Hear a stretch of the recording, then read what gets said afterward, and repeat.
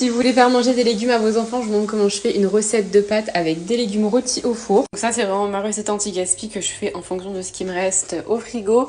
Donc là sur une plaque qui va au four, j'ai mis du papier cuisson. Ensuite il me restait une tomate, donc je l'ai coupée en 4. J'ai mis un oignon, 2 gousses d'ail et un poivron. Vous pouvez mettre le poivron que vous avez, poivron rouge, etc. Moi j'ai mis un poivron jaune. J'ai rajouté de l'huile d'olive, maintenant on va mettre des épices. Donc je commence par mettre des herbes de Provence, du sel, du poivre, un petit peu de coriandre moulu. Après au niveau des épices, vous faites un peu ce que vous voulez. Un tout petit peu de piment de Cayenne et du paprika.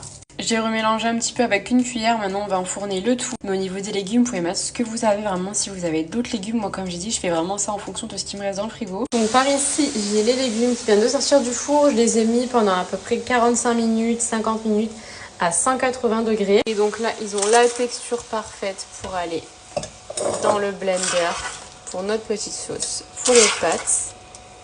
Ensuite, je rajoute une bonne dose de basilic. De toute façon, moi, tout ce qui est herbe aromatique, vraiment, j'adore. L'équivalent d'une cuillère à soupe de concentré de tomates.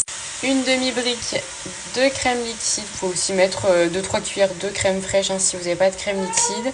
Ensuite, du parmesan, donc j'en mets quand même pas mal. J'ai bien blendé le tout, et là on a notre petite sauce. Là je suis en train de faire revenir du poulet à côté, les pâtes qui sont en train de cuire. Je vais rajouter un tout petit peu d'eau de cuisson des pâtes. Et voilà, on a nos pâtes aux légumes. J'ai incorporé le poulet que j'ai bien fait griller. J'ai réassaisonné un petit peu la sauce, j'ai rajouté du sel, du poivre, un petit peu de piment, du persil, enfin vous goûtez, vous faites vraiment en fonction de vos goûts. J'ai rajouté un petit peu de parmesan sur le dessus et voilà ce que ça donne. Bon appétit!